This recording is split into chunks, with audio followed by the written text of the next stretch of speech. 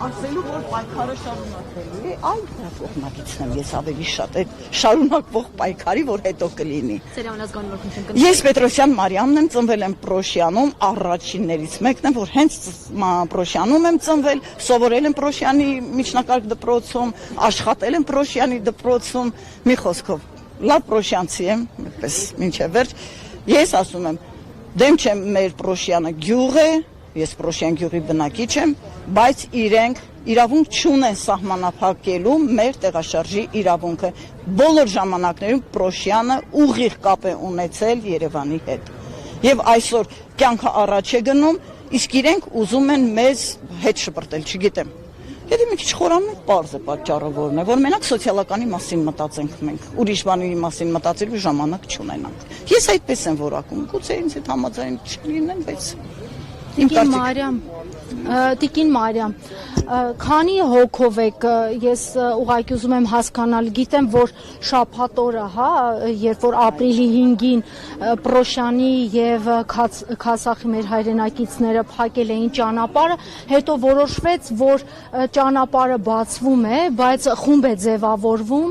որը պետք է այսօր ժամը 17:30-ին կառավարության շենքում հանդիպում ունենա։ Հիմա քանի հոգով եք այդ խմբում, քանի հոգի կան։ Պրոշյանից 15-ն են, Քասախից 10-ն են, չգիտեմ, ասել եմ, որ 10-ն են, հստակ չեմ կարող ասել։ Այսինքն 25 հոգանոց խումբ է։ Երևի 25 հոգանոց խումբը պիտի հանդիպի տարածքային կառավարման եւ ենթակառուցվածքների փոխնախարարի հետ։ Իսկ դուք ընդհանրապես ինչ որ մտքեր ունեք, եթե ձեզ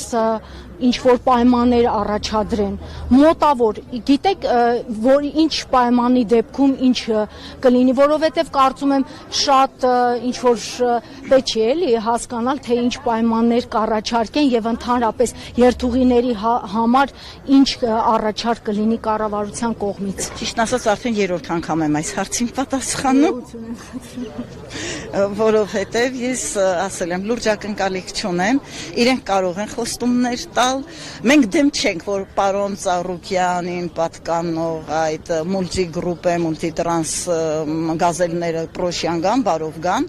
բայց դա եթե լինի, պետք է լինի 25-ին զուգահեռ, ոչ թե 25-ը դուրս գա երթուղուց եւ դրանից հետո սպասարկի այդ մուլտիտրանսը։ Եթե նորից եմ կրկնում, եթե հանկարծ մեզ բացասական պատասխան տան կամ լղոզված պատասխան, ինձ այստեղ գալ երաշխավորներն ասեմ, թե ինձ առաջարկող մարդիկ ասել են, որ իրենք պատրաստ են պայքարը շարունակել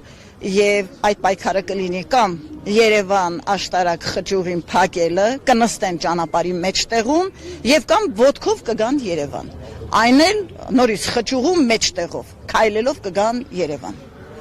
Եթե իրենց իրավունքները սահմանափակվում են, իրենք էլ կսահմանափակեն ուրիշների տեղաշարժի իրավունքը եւ վերջ։ Այսինքն դուք կարծում եք, եթե այսօր սպառիչ պատասխան չունեցաք կամ կառավարությունը ձեր